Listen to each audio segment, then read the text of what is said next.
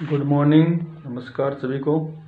आज हम भारत का जो प्रमुख नदी बेसिन है, major river basins of India, इस पर चर्चा करेंगे। आशा है आपको यह वीडियो पसंद आएगा। भारत के प्रमुख नदी basin, major river basin of India. नदी बेसिन के अंतर्गत नदियों को शामिल किया जाता है। नदियाँ छोटी छोटी अनेक जलधाराओं का संयुक्त प्रवाह नदी कहलाता है। नदी बेसिन के अंतर्गत नदियों के बहाव क्षेत्र को शामिल किया जाता है जिसमें से होकर वे बहती है। अपवा क्या है? अपवा के अंतर्गत मुख्य नदी के साथ उसकी सहायक नदियों को भी शामिल किया जाता है, जैसे गंगा अपवा तंत्र, सिंधु नदी अपवा तंत्र। फिर है नदी बेसिन को प्रकार के आधार पर कितने भागों में बांटा गया है। नदी बेसिन को प्रकार के आधार पर 3 भागों में बांटा जा सकता है। कौन कौन से हैं? वृहद अपवा बेसिन 20,000 वर्ग किलोमीटर से जो अधिक का क्षेत्र है वृहद बेसिन में आता है।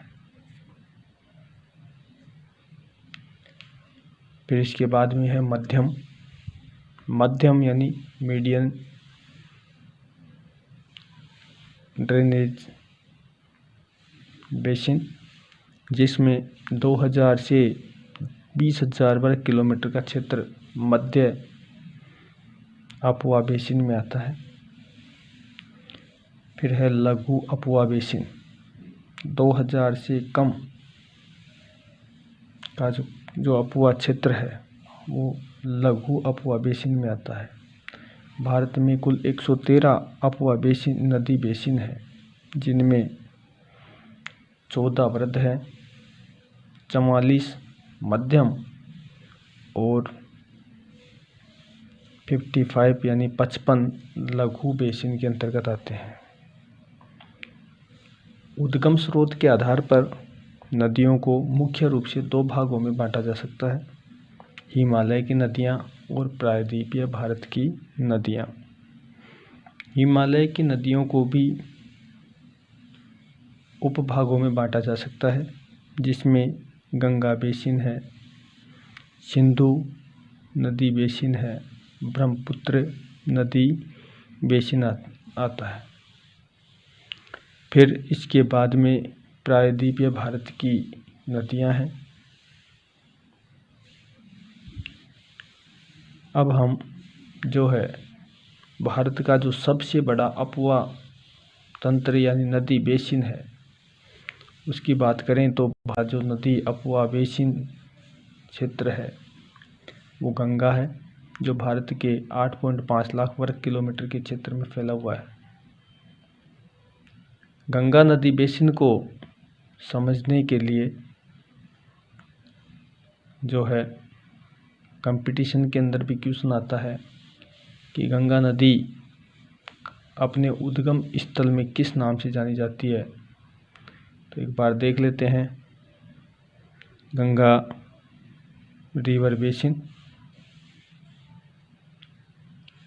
गंगा नदी गंगोत्री हिमनद से निकलती है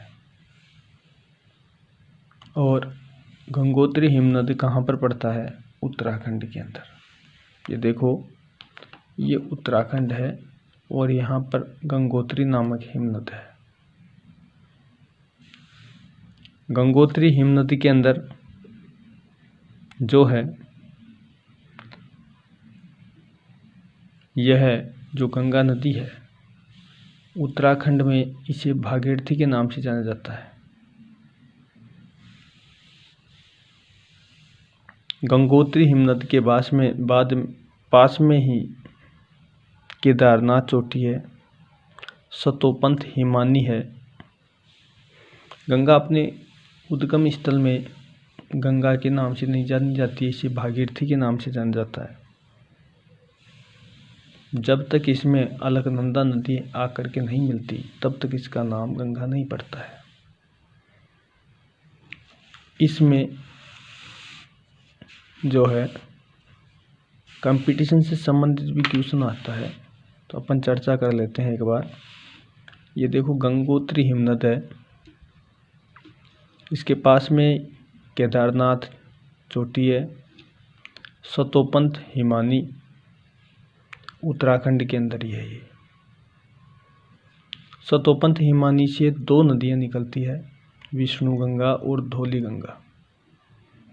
विष्णु गंगा और धौली गंगा जिस स्थान पर मिलती है उसे विष्णु प्रयाग के नाम से जाना जाता है।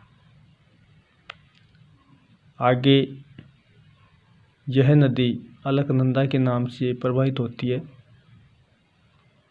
और नंदप्रयाग नामक स्थान पर इसमें एक नदी आकर के मिलती है जिसका नाम है नंदाकिनी। नंदाकिनी से आगे जो है कर्णप्रयाग के निकट है जो पिंडार नदी आती है। कर्णप्रयाग के निकट अलकनंदा में पिंडार नदी आकर के मिलती है। केदारनाथ चोटी से एक नदी निकलती है, मंदाकिनी नदी। मंदाकिनी नदी जो है रुद्रप्रयाग के निकट आकर के अलकनंदा से मिलती है। फिर नेक्स्ट है देवप्रयाग। देवप्रयाग नामक स्थान पर भागीरथी नदी अलकनंदा से आकर के मिलती है और फिर इसके बाद में जो है आगे यह नदी ऋषिकेश हरिद्वार होती हुई यूपी में प्रवेश कर जाती है इलाहाबाद के निकट। इसमें यमुना नदी आकर के मिलती है और इसके बाद में यह नदी बिहार, झारखंड, पश्चिम बंगाल राज्यों में होती हुई अंत में बंगाल की खाड़ी में विलीन हो जाती है हुगली नदी के रूप में। हल्दिया बंदरगाह के पास में यह बंगाल की खाड़ी में विलीन हो जाती है। बात करते हैं गंगा नदी। जो गंगा नदी है, अब गंगा नदी जो कहाँ से निकलती है इसको अपन देख लेते हैं एक बार। जो है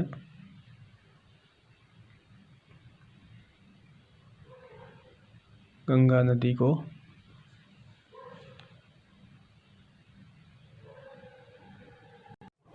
गंगा नदी गढ़वाल हिमालय में उत्तराखंड में है। जो यहाँ से यह नदी लगभग 7000 मीटर की ऊंचाई पर स्थित गंगोत्री हिमनद से निकलती है।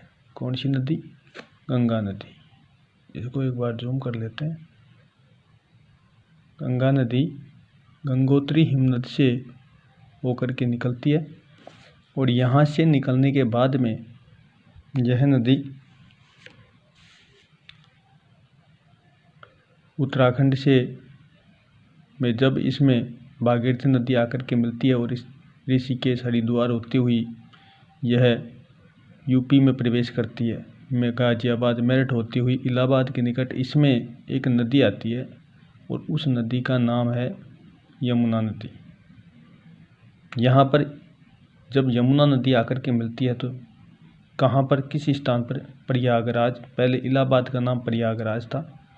यहाँ से यह नदी उत्तराखंड में बहती, उत्तराखंड से यूपी में बहती हुई आगे जाकर के छपरा के निकट अपनी सहायक नदियों का जल लेकर के आगे बढ़ती है। ये सहायक नदियां हैं जिसका वर्णन अपन नेक्स्ट वीडियो में करेंगे। गंगा की सहायक नदियां, वीडियो बहुत बड़ा हो जाएगा, इसलिए नेक्स्ट वीडियो के अंदर अपन इसकी सहायक नदियों का अध्ययन करेंगे। छपरा बिहार के अंदर है। बिहार से यह नदी आगे जाकर के देखो झारखंड में भी प्रवेश करती है। ये झारखंड से फिर पश्चिम बंगाल में फरक्का नामक स्थान पर यह नदी एक शाखा इसकी हुगली के नाम से और दूसरी शाखा पद्मा के नाम से, जब जिसकी शाखा बांग्लादेश में प्रवेश करती है तो यह पद्मा के नाम से जानी जाती है। अर्थात गंगा नदी बांग्लादेश में पद्मा के नाम से जानी जाती है। आगे जाकर के ढाका के निकट इसमें जो है ब्रह्मपुत्र नदी यानी कि ब्रह्मपुत्र को बांग्लादेश में जमुना के नाम से जाना जाता है, तो यह आकर के मिलती है। और इसके बाद में फरक्का के निकट से गंगा की एक शाखा हुगली के नाम से बंगाल की खाड़ी में प्रवेश कर जाती है। सबसे अधिक जो गंगा नदी बहती है वो यूपी में बहती है। यूपी में इसकी जो लंबाई है वो 1150 किलोमीटर यूपी में बहती है, 445 किलोमीटर बिहार में, 520 किलोमीटर पश्चिम बंगाल में और 350 किलोमीटर उत्तराखंड में बहती है। इसके अलावा कुछ मात्रा में यह कुछ 1 किलोमीटर झारखंड की सीमा में प्रवेश करके वो बहती है और शेष है जो बांग्लादेश में प्रवेश करती है। कौन कौन सी है? सबसे अधिक जो है 1150 किलोमीटर यूपी में बहती है और सबसे कम झारखंड के अंदर है। अगर क्वेश्चन आता है कि गंगा नदी सबसे अधिक कहाँ पर बहती है, तो यूपी में और सबसे कम झारखंड राज्य में। गंगा का जो अपुआ क्षेत्र है वो 8,61,404 किलोमीटर है। यह भारत के 8.5 लाख वर्ग किलोमीटर क्षेत्र को घेरे हुए है। इस पर यह नदी बेसिन फैला हुआ है। देखिए, भागीरथी और हुगली जो इसकी सहायक नदियां हैं, इसकी गंगा की ही। आशा है आपको यह वीडियो पसंद आया होगा। नेक्स्ट वीडियो में अपन इसकी सहायक